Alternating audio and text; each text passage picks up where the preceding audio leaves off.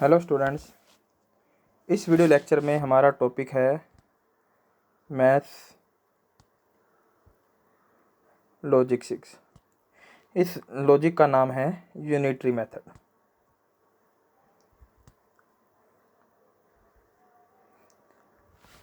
तो ये एक मेथड आपका यूनिटरी मेथड। इस मेथड का जो मीनिंग है, क्या इसके कैसे वर्क करता है, क्या इसकी डिटेल है, वो हम अभी इसके बारे में देखते हैं। पहले इसका थियरी पार्ट देखते हैं, फिर हम इस पर प्रैक्टिस करेंगे। सबसे पहले एक वर्ड आता है, उसके बारे में देखते हैं, समानुपात। इसे इंग्लिश में कहते हैं प्रपोर्शन। समानुपात का नाम से क्लियर है, समान अनुपात। जब दो अनुपात समान होते हैं, ए अनुपात बी, ये एक अनुपात है। दूसरा अनुपात होगा सी अनुपात डी। अगर इसके बीच में इस तरह से साइन आ जाए, जिसे क्या कहते हैं, समानुपात। तो जब ये आ जाए, दो अनुपात क्या हों बराबर, तब उन्हें क्या कहा जाता है, समानुपात। ए अनुपात बी बराबर सी अनुपात डी। हम इसे लिखते हैं ए बटा बी बराबर सी बटा डी। हम इसे ऐसे लिखते हैं। अब ये ऐसे लिखा जाएगा हमेशा, ऐसा कोई ज़रूरी नहीं है। तो यहीं से आपको सीखना है कि हमें सिर्फ इतना सिखाया जाता है कि ये समानुपात है। अब दो तरह के अनुपात आएंगे। पहला था समानुपात, जो हमने देख लिया, ए बटा बी बराबर सी बटा डी, इसे समानुपात कहते हैं। एक दूसरा आता है, ये था प्रपोर्शन। दूसरा आएगा इनवर्स प्रपोर्शन, जिसे आप विषम समानुपात भी कह सकते हो।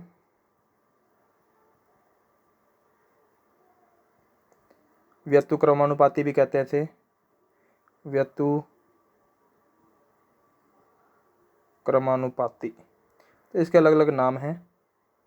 तो इनवर्स प्रपोर्शन, अब इसका मीनिंग क्या वो देखते हैं।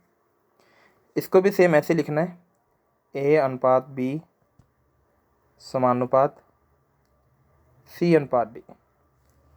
हम देखो, जैसे समानुपात में हमने क्या किया था, ए बटा बी बराबर था सी बटा डी, ये समानुपात का लॉजिक था। अब हमारे पास इनवर्स प्रपोर्शन, ऑब्वियस है, समानुपात में हमने डिवाइड किया है, इनवर्स मतलब उल्टा, तो डिवाइड का उल्टा क्या होगा, मल्टीप्लाई। तो यहाँ आएगा A into B equal to C into D. तो ये हमारे दो लॉजिक आएंगे। इन दो लॉजिक पे बेस हमारा चलेगा। थियरी पार्ट क्या है, क्या इसका मीनिंग है, वो सारी चीज़ें हम पहले देखेंगे अच्छे से, उसके बाद इन क्वेश्चन पे चलेंगे। तो हमारे पास दो लॉजिक आए। सबसे पहला आया समानुपात, दूसरा आया व्यस्तुक्रमानुपात।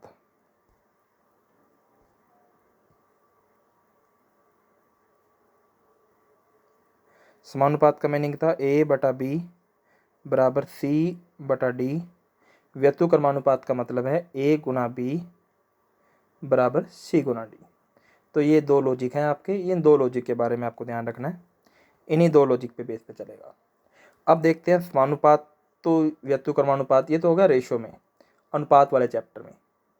अब ये जो लॉजिक है, ये रेशो का नहीं है। ये दोनों लॉजिक ये रेशो के नहीं, ये पूरे मैथ्स के हैं।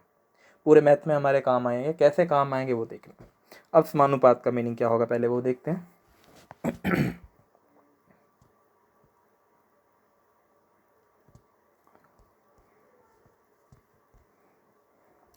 समानुपात, पहले हम इसका मीनिंग देखते हैं। समानुपात का मीनिंग क्या होगा, देखो समानुपात में क्या होगा, अब वो लॉजिक नहीं कहेंगे कि दो अनुपात सेम है, वो मैथमेटिकल टर्म होगी। समानुपात का मतलब होगा, अगर एक चीज़ इंक्रीज हो रही है तो दूसरी चीज़ भी क्या होगी, इंक्रीज।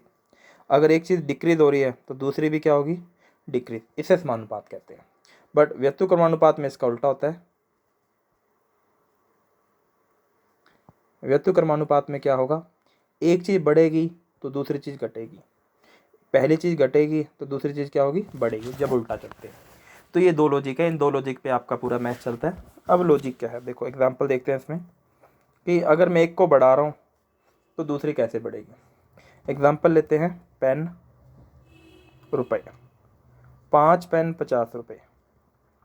अब लॉजिक क्या कहता है, अगर मैं पेनों की संख्या बढ़ाऊंगा, 50 पेन 5 पेन 50 रुपये के आए।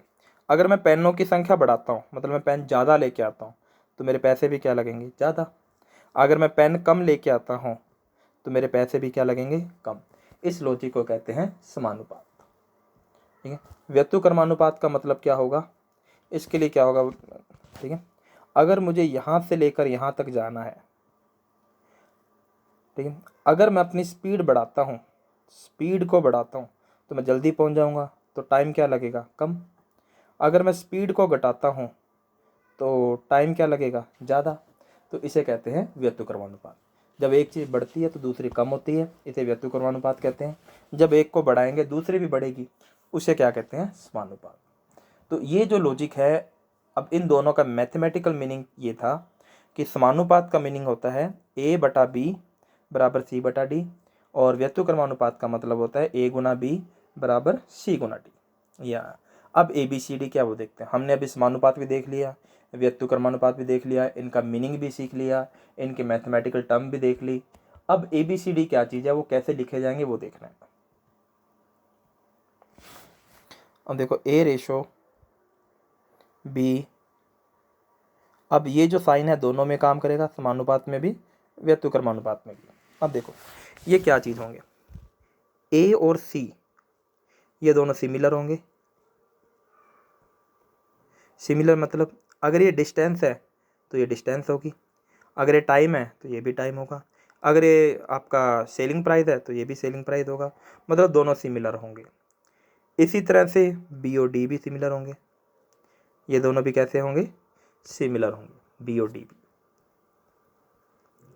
अब मैं एग्जांपल ले रहा हूँ, ये डिस्टेंस है, ये स्पीड है, तो इधर ये डिस्टेंस है, ये स्पीड है, यहाँ पर 10, यहाँ पर 5, यहाँ पर 15, और सपोज करो ये क्वेश्चन मार्क आया, तो ये समानुपात आ गया। तो देखो ये दोनों सिमिलर हैं, ये डिस्टेंस है तो यहाँ भी डिस्टेंस आएगा, ये स्पीड है तो यहाँ भी क्या आएगी, स्पीड आएगी, तभी लॉजिक वर्क करेंगे। अदरवाइज अगर आपने डेटा उल्टा लिखा तो लॉजिक चेंज हो जाएगा। अब देखो, अब बाई चांस हमें नहीं याद कि ये समानुपात है या इन्वर्स समानुपात है, प्रोपोर्शन है, हमें इसके बारे में नहीं पता, तो हमें सिंपल सा लॉजिक है, आपको सोचना है, डिस्टेंस है, स्पीड है, टाइम नहीं है, यहाँ पर फॉर्मूला तो पता लगेगा, distance equal to speed into time होगा, टाइम नहीं है तो टाइम हमें सेम मान के चलना है, तो टाइम हमारे लिए क्या है, सेम। तो ऐसी चीज़ें जब देगा तो एक चीज़ आपको जनरली सेम देगा, ऐसा कोई जरूरी नहीं सेम आए, बट सेम देने के ज़्यादा चांस है। तो हमें थर्ड चीज़ को इग्नोर करना है, तो जब हम दो चीज़ों की बात करेंगे तो तीसरे पैरामीटर को हमें इग्नोर करना है, मतलब सेम मानना है, तो टाइम सेम है। अगर मैं ज़्यादा दूरी जाना चाहता हूँ उतने ही टाइम में, तो मुझे स्पीड भी क्या करनी पड़ेगी, बढ़ानी पड़ेगी। जैसे पहले मैं यहाँ से यहाँ जा रहा था तो मेरी एक स्पीड थी, अब मान लो कि मैं यहाँ से 2 घंटे लगे, अब मेरा टारगेट है मैं यहाँ से यहाँ पहुँच जाऊँ, और समय 2 घंटे लगना चाहिए, तो मैं दूरी ज़्यादा ट्रैवल कर रहा हूँ, समय 2 ही घंटे लगना चाहिए, तो मुझे स्पीड को क्या करना पड़ेगा, बढ़ाना पड़ेगा। मतलब इससे बढ़ाया तो ये भी बढ़ गया, तो इसका मतलब क्या हुआ, समानुपात। अगर ये समानुपात है तो लॉजिक क्या बनेगा, 10/5 बराबर 15 क्वेश्चन मार्क, सोल्व करने पे आ जाएगा 2, क्वेश्चन मार्क की वैल्यू आ जाएगी 15/2, आपका आंसर आ जाएगा 7.5, ये हमारा आंसर आ जाएगा। तो इस तरह से हम लॉजिक को सॉल्व कर सकते हैं, बट ये ध्यान रखना है कि ए और सी सिमिलर होंगे, बी और डी क्या होंगे, सिमिलर। तो ये थे आपका ए बी सी डी। तो अब इसे एक बार दोबारा देखते हैं। तो हमारा मेथड आज का यूनिटरी मेथड, इसके दो पार्ट है, एक समानुपात, दूसरा इनवर्स प्रोपोर्शन व्युत्क्रमानुपात।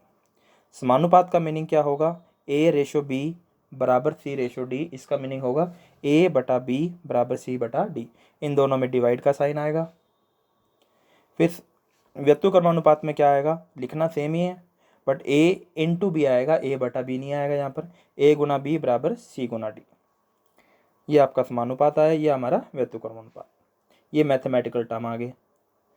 फिर हमने देखा समानुपात का मीनिंग, समानुपात का मीनिंग होता है जब एक चीज़ बढ़ेगी उस टाइम दूसरी भी बढ़े, एक कम होगी तो उस टाइम दूसरी भी कम हो, इसे कहते हैं समानुपात। व्युत्क्रमानुपात का मतलब होता है एक को बढ़ाएंगे तो दूसरा डिक्रीज होगा, एक को डिक्रीज करेंगे तो दूसरा इंक्रीज होगा।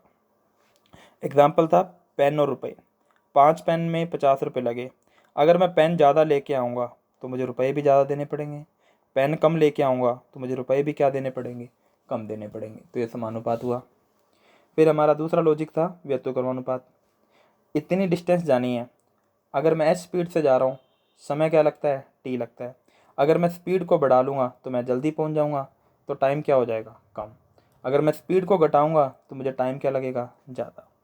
तो इस तरह से था। फिर आपका आया था ABCD के बारे में। A और C सेम होंगे, B और D भी क्या होंगे, सेम होंगे। इन चारों में से 3 आपको पता होंगे, कोई एक हमें फाइंड करना होगा। तो 2 लॉजिक आपके पास है, समानुपात और व्युत्क्रमानुपात। अब हम इस पे क्वेश्चन देखते हैं। कह रहा है यदि 5 पेन 400 रुपये में आते हैं तो 20 पेन कितने रुपए में आएंगे। तो सबसे पहले हमारा टारगेट क्वेश्चन सोल्व करना नहीं है, सीखना है हमारा टारगेट। तो हम देखते हैं। तो 5 पेन या कितने रुपए में आए, 400 रुपये में। फिर समानुपात, कितने पेन, 20। मैंने कहा था ये पेन है तो यहाँ भी पेन आएगा, दोनों सिमिलर होंगे। फिर आगे रुपए, पता नहीं। ये हमारा चार्ट बन गया इसका छोटा सा। फिर लॉजिक क्या कहता है, 5 पेन 400 में आए, अगर मैं पेनों की संख्या बढ़ाऊंगा तो रुपए भी क्या होंगे, बढ़ेंगे। 6 पेन लेके आऊँगा और भी ज़्यादा रुपए देने पड़ेंगे, 7 पेन लेके आऊँगा तो और भी ज़्यादा रुपए देने पड़ेंगे। तो इस समानुपात हुआ। समानुपात का लॉजिक क्या था, 5/400 बराबर 20/, क्वेश्चन मार्क। तो आ जाएगा 1/80। तो क्वेश्चन मार्क की वैल्यू आ जाएगा 8 दूनी 16, 1600 रुपये। तो हमारा आंसर क्या आ जाएगा, 1600 रुपये। इसे कहते हैं समानुपात। नेक्स्ट देखते हैं। 14 टॉफ़ी का मूल्य 70 रुपये है तो 8 टॉफ़ी का मूल्य 14/70 समानुपात 8 क्वेश्चन मार्क। अब सिमिलरिटी देखो, इसका नाम क्या है, टॉफ़ी। तो मैंने बताया था इसका नाम भी फिर क्या होगा, टॉफ़ी। तो इसका नाम है रुपए, तो ये भी क्या होगा, रुपए। अगर मैं टॉफ़ियों की संख्या बढ़ाऊंगा तो रुपए भी क्या देने पड़ेंगे, ज़्यादा, मतलब समानुपात है। तो इसमें आ जाएगा हमारा 14/70 बराबर 8/, क्वेश्चन मार्क। 1 5 5 8 का 5 से गुना करेंगे तो 40। तो हमारा आंसर आ गया 40 रुपये। बहुत सिंपल लॉजिक है, बड़े ध्यान से देखो। कुछ अच्छे लेवल के क्वेश्चन भी आपको देखने को मिलेंगे, ये बिल्कुल बेसिक लेवल है। नेक्स्ट देखते हैं। 3 चौक का मूल्य 3.5 रुपये है, 3.5 दर्जन चौक का मूल्य क्या होगा। तो यहाँ पर आएगा 3, रेट क्या है 3.5 रुपये, फिर समानुपात। अब देखो यहाँ लिखा है 3.5 दर्जन।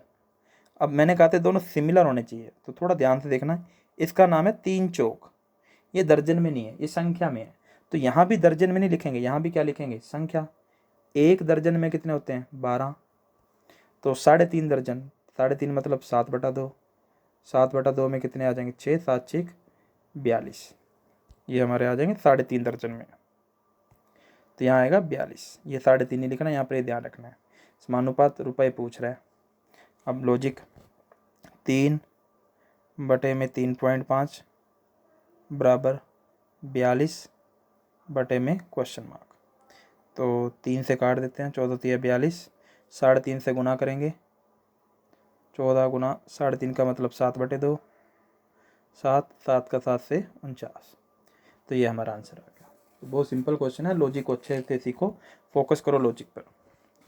अब कह रहा है 30 सेंटीमीटर कपड़े का मूल्य 600 रुपये है तो 2.5 मीटर कपड़े का मूल्य क्या होगा। तो देखो 30 के आगे क्या लिखा है, सेंटीमीटर, 2.5 के आगे क्या लिखा है, मीटर।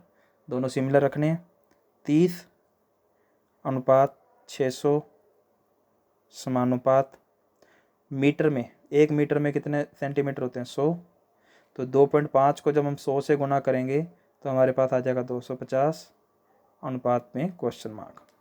अब यहाँ से आ जाएगा 30/600 बराबर 250/, क्वेश्चन मार्क।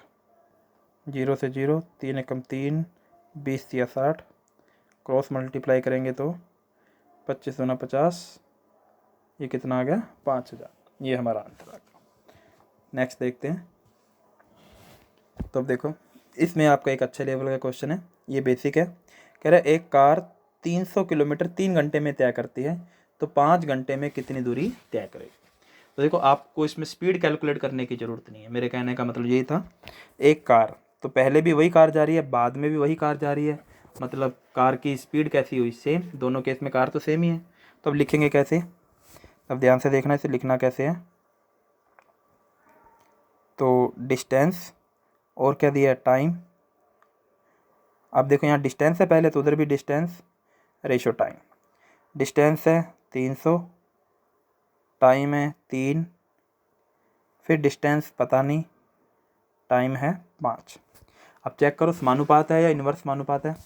तो देखो डिस्टेंस, अब देखो यहाँ से एक कार जा रही है, सॉरी सीधे देखते हैं डायरेक्ट ये, कि अगर देखो मैं अगर 300 किलोमीटर 3 घंटे में जाता हूँ, अगर मुझे 300 से ज़्यादा जाना है तो समय भी क्या लगेगा, ज़्यादा। अगर मैं दूरी को बढ़ाऊँगा तो मेरा समय भी क्या होगा, बढ़ेगा। जितना दूर जाऊँगा उतना ज़्यादा टाइम लगेगा, क्योंकि स्पीड तो मेरी फिक्स है। तो इसका मतलब समानुपात है। तो लॉजिक क्या बनेगा, 300/3 बराबर क्वेश्चन मार्क बटे में 5। यहाँ से कितना आएगा, 100, क्वेश्चन मार्क कितना आ जाएगा, 500। तो आपका आंसर आ गया 500 किलोमीटर। तो बहुत अच्छे लेवल के क्वेश्चन है। अब ये क्वेश्चन आपका काफ़ी अच्छा है, ये इस मेथड से जब करेंगे तो काफ़ी इंटरेस्ट आएगा। देखो एक कंप्यूटर टाइपिस्ट 10 मिनट में 20 लाइनों वाला पेज टाइप करता है, लेकिन वह पेज के बाईं ओर 8% का मार्जिन छोड़ता है। तो देखो इस लाइन को दोबारा देखो, एक कंप्यूटर टाइपिस्ट 10 मिनट में 20 लाइनों का एक पेज टाइप करता है। देखो 20 लाइनें टाइप करता है 10 मिनट में। अब देखो एक तो मिनट है और एक लाइन है, लाइन मतलब यहाँ पर टाइपिंग करनी है तो कार्य हुआ। तो देखो अगर मेरे पास लाइनें ज़्यादा होंगी, 20 से भी ज़्यादा होंगी, तो टाइम 10 से भी क्या लगेगा, ज़्यादा, मतलब ये समानुपात हुआ। अगर मैं 10 मिनट की जगह 20 मिनट काम करूँगा तो मैं काम ज़्यादा करूँगा, 10 मिनट की जगह 8 मिनट करूँगा तो मैं काम कम करूँगा। तो मतलब जितने ज़्यादा टाइम लगाओगे उतनी ज़्यादा लाइनें टाइप कर सकते हैं, तो ये समानुपात हुआ। अब देखो कैसे बनेगा, ध्यान से देखना। पहला मिनट मतलब टाइम, टाइप करना मतलब वर्क, समानुपात उधर भी क्या आएगा, टाइम, फिर आएगा वर्क। 10 मिनट में कितनी लाइन टाइप की, 20, पर 20 पूरी तो कर नहीं रहा, 8% जगह खाली छोड़ रहा है, तो काम कितना किया, 92%, फिर समानुपात। आगे क्या कह रहे हैं, अब उसे प्रत्येक पृष्ठ पर 40 लाइनों के 23 पेज टाइप करना है और 25% मार्जिन छोड़ देता है, तो इन 23 पृष्ठों को टाइप करने में कितना समय चाहिए, समय पूछ रहा है, क्वेश्चन मार्क। अब काम कितना है, 40 लाइनों वाले 23 पेज है, तो 23 तो पेज हो गए, मल्टीप्लाई करेंगे 40, टोटल लाइनें आ गई। 25% छोड़ना है तो भरना कितना है, 75। तो अब हमें पता लगे समानुपात है, तो क्या लिखोगे, 10/20 गुना 92% बराबर क्वेश्चन मार्क बटे में 23 गुना 40 गुना 75%। अब हमसे सॉल्व करते हैं, परसेंट से परसेंट कैंसिल आउट, 23 चौका 92, 92, 0 से 0 कैंसिल आउट, 4 दूनी 8, 8 का 5 से किया 40। तो क्वेश्चन मार्क की वैल्यू आ गई आपके पास, नीचे 1 आया, तो 75 गुना 5 ये आ जाएगा 375 मिनट। ये हमारा आंसर आ गया। तो उसे 23 पे टाइप करने में 375 मिनट लगेगी। क्वेश्चन में कुछ नहीं है, बस लॉजिक आपको थोड़े से अपने इम्प्रूव करने हैं। तो इस वीडियो लेक्चर वैसे भी आपको सारे समानुपात के मिलेंगे, तो इन्वर्स प्रोपोर्शन है वो आपको अगले वीडियो लेक्चर में मिलेगा। नेक्स्ट देखते हैं। अब देखो सिंपल इंटरेस्ट का क्वेश्चन आया, वो हम इसी मेथड से सोल्व करेंगे। तो देखो कह रहा कोई धनराशि साधारण ब्याज की दर से 3 वर्ष में 5 गुना हो जाती है, तो 17 गुना होने में कितना समय लगेगा। तो देखो पहले उसने क्या बताया, 3 वर्ष, कितने गुना होगी, 5 गुना। तो देखो जितना ज़्यादा टाइम लगाओगे, मतलब जितने लंबे टाइम तक पैसे दोगे, पैसे बढ़ते जाएंगे, उतने पैसे बढ़ते जाएंगे, तो मतलब ये क्या हुआ, समानुपात। बट इसमें एक छोटा सा चेंज आता है, ये आपका डायरेक्ट वर्क नहीं करेगा, इसमें आपको थोड़ा सोचना है कि देखो पहला तो इसने क्या बताया, टाइम 5 गुना हो जाता है, तो मतलब ये क्या है, अमाउंट। बट इसमें टाइम का अमाउंट के साथ लॉजिक नहीं बनेगा, टाइम के साथ अमाउंट नहीं बढ़ती कभी भी, टाइम के साथ हमेशा इंटरेस्ट इंक्रीज होता है, ये ध्यान रखना आपको। साधारण ब्याज में देखो चैप्टर का जो है, जो सिंपल इंटरेस्ट है, वो आपको एक लॉजिक सिखाएगा, बट जो कैलकुलेटिव पार्ट है वो आपका इन मेथड से होगा, समानुपात और इन्वर्स प्रोपोर्शन से। तो साधारण ब्याज ये सिखाता है कि टाइम के साथ ब्याज वेरी करता है, ना कि अमाउंट उसी प्रोपोर्शन वेरी करती है। तो जो मुझे रेशो बनाना है वो टाइम और किसका बनाना है, सिंपल इंटरेस्ट का। ठीक है, इसके पीछे मैं एक लॉजिक और दे देता हूँ आपको, टाइम फिर अगेन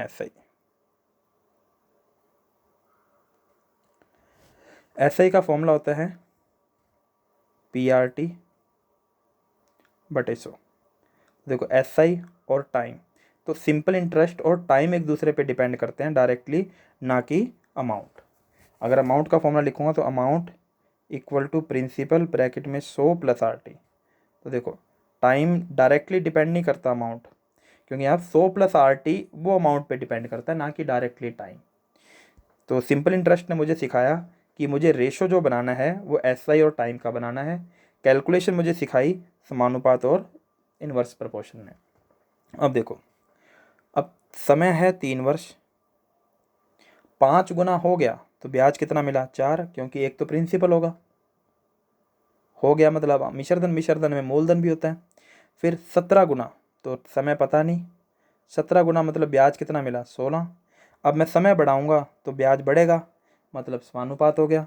तो 3/4 बराबर क्वेश्चन मार्क बटे में 16। तो यहाँ से आ जाएगा 3 चौके 12, ये हमारा आंसर। तो इस क्वेश्चन में ना तो इसने रेट की बात की, ना इसने प्रिंसिपल की बात की, तो हम रेट और प्रिंसिपल को कैसा मान के चलेंगे, सेम मान के चलेंगे। तो ये लॉजिक तभी लगते हैं जब अदर पैरामीटर क्या हों, सेम हो।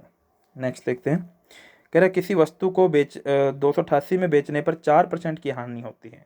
तो ये लाभ हानि का क्वेश्चन आ गया, बहुत अच्छा क्वेश्चन है। 5% लाभ कमाने के लिए कितने में बेचना होगा। तो देखो जब 288 में बेचा तो 4% की हानि हुई, मुझे लाभ कितना चाहिए, 5%। अब देखो 288 में बेचा मतलब ये क्या है, SP। तो ध्यान रखना यहाँ पर आएगा SP, यहाँ पर आएगा SP%। जैसे वहाँ पर अमाउंट नहीं आई, ऐसे यहाँ पर लाभ हानि नहीं आएगा, SP% आएगा। क्योंकि जो ये परसेंट है वो CP पे डिपेंड करता है, ना कि SP पे डिपेंड करता है। अगर मैं CP लिखता तो प्रॉफिट लॉस लिख सकते थे, कोई दिक्कत नहीं है। अगर मैं सेलिंग प्राइस लिख रहा हूँ तो हम प्रॉफिट या लॉस नहीं लिख सकते, क्योंकि प्रॉफिट जो लॉस होते हैं, जो परसेंट होते हैं, वो सेलिंग प्राइस पे डिपेंड नहीं करते, वो कॉस्ट प्राइस पे डिपेंड करते हैं। तो CP बढ़ेगा तो प्रॉफिट, CP दुगना करोगे तो प्रॉफिट भी दुगना होगा, वो लॉजिक वर्क करेगा डायरेक्टली। बट सेलिंग प्राइस को दुगना करोगे तो प्रॉफिट दुगना तेजी से नहीं बढ़ता।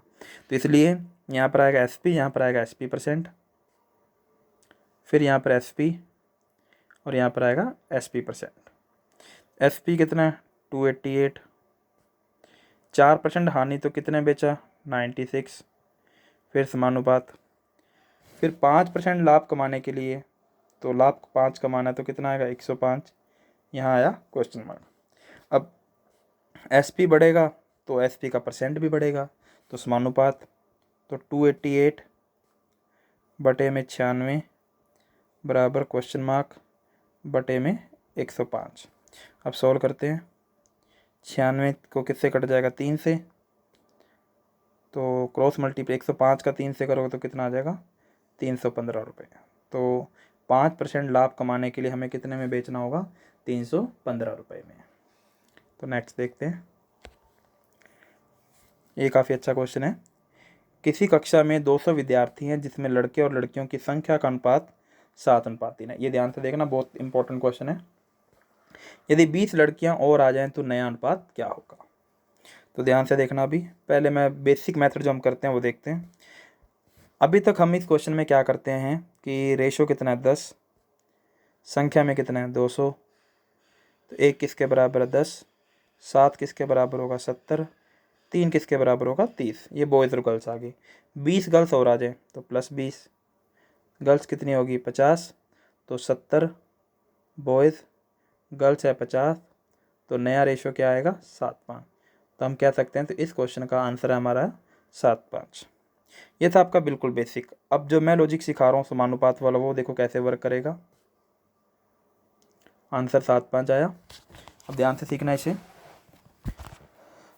अब देखो मेरे पास दो चीज़ें, ये है नंबर और यह रेशो, नंबर पहले वाला, रेशो पहले वाला, नंबर बाद वाला, रेशो बाद वाला। बन गया लॉजिक।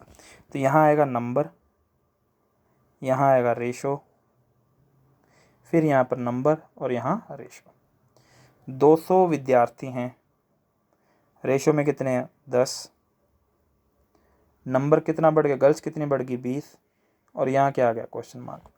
अगर मैं संख्या बढ़ाऊंगा तो उसका रेशो भी बढ़ेगा, जितनी ज़्यादा संख्या होगी उतना बड़ा उतना ज़्यादा रेशो होगा। तो अब देखो समानुपात बन गया ये, तो क्या आएगा 200 बटे में 10 बराबर 20 बटे में क्वेश्चन मार्क। 0 से 0 तो 20 से कम 20, तो क्वेश्चन मार्क की वैल्यू हमारे पास आ गई। ये आंसर हमने गलत लिख दिया, ये इसको बेसिक से दोबारा सोल्व करेंगे हम। तो क्वेश्चन मार्क की वैल्यू आ जाएगी 1। तो यहाँ पर आ जाएगा आपके पास रेशो कितना था। अब देखो ये रेशो आया हमारे पास, ये क्वेश्चन मार्क किसको डिनोट कर रहा था, रेशो को। तो पुराना रेशो कितना था 7:3, प्लस गर्ल्स आ रही हैं तो गर्ल्स में ऐड करेंगे, कितनी गर्ल्स आ रही हैं 1, तो +1, तो नया रेशो आ जाएगा 7:4। ये हमारा आंसर है। तो बेसिक से दोबारा देखते हैं इसे, जो बेसिक में गलती है ठीक कर लेते हैं। पहले इस मेथड को दोबारा देख लो। पहले आया नंबर, फिर उसका रेशो, फिर नया नंबर, फिर उसका रेशो। नंबर थे 200, रेशो में 7 और 3 10, नंबर में 20, रेशो में क्या आ गया क्वेश्चन मार्क पता नहीं, तो 200 बटे 10 क्योंकि समानुपात लॉजिक है, बराबर 20 बटे क्वेश्चन मार्क। तो क्वेश्चन मार्क की वैल्यू है 1। तो संख्या में तो 20 गर्ल्स आ रही हैं, बट रेशो में कितनी आ रही हैं 1 आ रही हैं। तो रेशो में डायरेक्ट जोड़ दो, गर्ल्स में 3 + 1 4। अब देखो बेसिक से दोबारा देखते हैं, बेसिक में कैलकुलेशन मिस्टेक कर दी थी। तो यहाँ पर था हमारे पास टोटल कितना है 10, संख्या में 200, तो 1 किसके बराबर होगा 20 के, तो 7 किसके बराबर होगा 140, 3 किसके बराबर होगा 60, तो +20 कितना हो जाएगा हमारे पास, गर्ल्स 20 आ रही हैं तो कितना आ जाएगा 80, तो 140/80। 0 से 0 2 से काटेंगे तो 7:4। तो ये हमारा आंसर है। ये बेसिक था। तो हमें बेसिक मेथड यूज़ करना है या नया मेथड आपके सामने है, उसमें आपको नंबर कैलकुलेट नहीं करने पड़ेंगे, कैलकुलेशन बड़ी भी आएगी तो बिल्कुल सिंपल हो जाएगा तब भी क्वेश्चन। नेक्स्ट देखते हैं। किसी कक्षा में लड़के लड़कियों से 40 ज़्यादा है, तो ये डिफरेंस है। लड़के और लड़कियों की संख्या का अनुपात 5:3 है। यदि 15 लड़कियां चली जाए तो नया अनुपात क्या होगा। तो देखो कोई कैलकुलेशन सॉल्व नहीं करनी, नंबर 40, ये नंबर किसको बता रहा है डिफरेंस को, तो रेशो 5 और 3 का डिफरेंस कितना है 2, नया नंबर 15, फिर उसका रेशो क्वेश्चन मार्क, तो क्या आएगा 40 बटे 2 बराबर 15 बटे क्वेश्चन मार्क। सोल्व करने पे क्या आ जाएगा, 2 से कैंसिल आउट करेंगे तो 20, 5 3 15, 5 चौका 20, तो क्वेश्चन मार्क की वैल्यू आ जाएगी 4 इधर आ जाएगा 3/4। ये हमारे पास क्वेश्चन मार्क आया। अब क्वेश्चन मार्क क्या था, नंबर का रेशो, तो नंबर था 15, 15 का नाम था 15 गर्ल्स चली गई, तो रेशो में कितनी चलेगी 3/4। अभी रेशो कितना है 5:3 -3/4, तो 5 चौका 20, 4 3 12, 12 में 3 घटाए 9, तो नया रेशो आ जाएगा हमारे पास 20:9। ये हमारा आंसर है। इसे बेसिक से देखते हैं। बेसिक मेथड में आप क्या करोगे, तो बॉयज़ कितने ज़्यादा हैं 2, संख्या में 40, 1 यूनिट किसके बराबर है 20, 5 यूनिट 100 के, 3 यूनिट किसके बराबर है 60 के। 15 गर्ल चलेगी तो -15 कितना आ जाएगा 45, 100 और 45 का रेशो 5 से कट रहा है तो कितना आएगा 20:9। तो ये हमारा आंसर है। ठीक है, नेक्स्ट देखते हैं। मिश्रण का क्वेश्चन आ गया, कह रहा 80 लीटर दूध और पानी के मिश्रण में 3:1, 80 लीटर दूध और पानी के मिश्रण में 3:1 है, तो ये पानी नहीं आएगा यहाँ पर, ये रेशो है। 80 लीटर में दूध और पानी का अनुपात कितना है 3:1। यदि 20 लीटर पानी और मिलाया जाए तो दूध और पानी का नया अनुपात क्या होगा। तो ध्यान से देखना वापस, तो यहाँ पे आएगा लीटर मतलब मात्रा, फिर रेशो, फिर लीटर, फिर रेशो। तो देखो 80 लीटर दूध और पानी के मिश्रण में अनुपात कितना है, 3:1। 80 क्या है, टोटल, टोटल कितना है 4, फिर रेशो कितना मिलाया 20, फिर उसका रेशो। तो क्या आ जाएगा 80/4 बराबर 20/, क्वेश्चन मार्क, कितना आ जाएगा 20, 20 से 20 कट जाएगा तो 1, क्वेश्चन मार्क की वैल्यू क्या आ गई, 1 आई। तो पुराना रेशो कितना है 3:1। तो 20 लीटर क्या मिलाया था, पानी, तो पानी में 1 जोड़ देते हैं और उसका रेशो 1 आया है, तो ये नया रेशो आ जाएगा 3:2। ये हमारे पास उसका नया रेशो आया। नेक्स्ट देखते हैं, 90 लीटर दूध और पानी के मिश्रण में 5:2 है। यहाँ पानी नहीं आएगा, वही सेम ही है कि ये मिश्रण का अनुपात है। 18 लीटर पानी और मिलाया जाए, तो हम पानी और मिला रहे हैं, तो दूध और पानी का नया अनुपात क्या होगा, तो ये 90 टोटल है, रेशो में टोटल कितना है 7, फिर समानुपात, मिलाया कितना है 18, फिर क्वेश्चन मार्क। तो सॉल्व करने पे क्या आ जाएगा आपके पास, 90/7 बराबर 18/, क्वेश्चन मार्क, 1, 18×5 90, क्वेश्चन मार्क की वैल्यू आ जाएगी 7/5। 7/5 पानी और मिलाया, तो पानी में जोड़ देते हैं। अभी रेशो कितना है 5:2 प्लस 7/5, एलसीएम लेंगे तो उधर 25 हो जाएगा, 5 दूनी 10 और 7 17, ये हमारा आंसर आ जाएगा। ठीक है, अगर हम बेसिक मेथड की बात करें तो ऊपर वाला क्वेश्चन जो सोल्व करना वो इजी था, 80 लीटर 3:1 में इजीली बांट रहे हैं तो कैलकुलेशन इजी रहेगी। बट अगले क्वेश्चन देखो, 90 में 5 में बांटना है, तो बांट ही नहीं पा रहे, तो क्या लिखोगे 90/7 गुना 5, फिर 90/7 गुना 2, इस तरह से फिर 18 जोड़ोगे, फिर एलसीएम लोगे। तो यहाँ कहीं भी एलसीएम नहीं आया। ये नहीं कि ऊपर वाला क्वेश्चन सिंपल था सर, बेसिक से कर लेंगे, बेसिक से भी आंसर जल्दी आ रहा है, तो उस क्वेश्चन का तो आ जाएगा, बट मैं आपको कोई पर्टिकुलर क्वेश्चन नहीं सिखा रहा, मैं आपको एक मेथड सिखा रहा हूँ। तो वो मेथड ये कहता है कि आप हर टाइप का क्वेश्चन सोल्व कर सकते हो, चाहे दशमलव आ जाए, चाहे वो फ्रैक्शंस में आ जाए, चाहे किसी मर्जी फॉर्म में आ जाए। 80 में 3:1 में बांटना आसान था, बट 90 को 5:2 में बांटना ईजी नहीं है। तो देखो दोनों मेथड तो दोनों में वर्क कर रहा है, तो मैं आपको भी मेथड सिखा रहा हूँ, ईजी क्वेश्चन भी आएंगे, थोड़े हार्ड भी आएंगे। तो ये था आपका समानुपात मेथड। इस वीडियो लेक्चर में इतना ही रहेगा। इसमें आपको मैंने समानुपात के बारे में बताया कि अलग अलग चैप्टर में समानुपात लॉजिक कैसे लगता है। इसमें हमने लाभ हानि भी देखा था, साधारण ब्याज भी देख लिया, मिश्रण भी देख लिया, सिंपल रेशो के क्वेश्चन भी देख लिए। तो एक रेशो से डायरेक्ट दूसरा रेशो कैसे बनाना है, तो वो हमने देखा कि एक रेशो से डायरेक्ट दूसरा रेशो कैसे बनाया जाए। ठीक है, तो इस वीडियो लेक्चर में इतना ही। अगले वीडियो लेक्चर में हम देखेंगे इसका दूसरा पार्ट, इन्वर्स समानुपात। तो मोहित सर क्लासेस की मोबाइल एप्लीकेशन डाउनलोड करने के लिए आप प्ले स्टोर में लिखें मोहित सर क्लासेस, वहाँ पर ये आपको एप्लीकेशन मिलेगी। इसे डाउनलोड करके अपने मोबाइल में इंस्टॉल कर रहे हैं।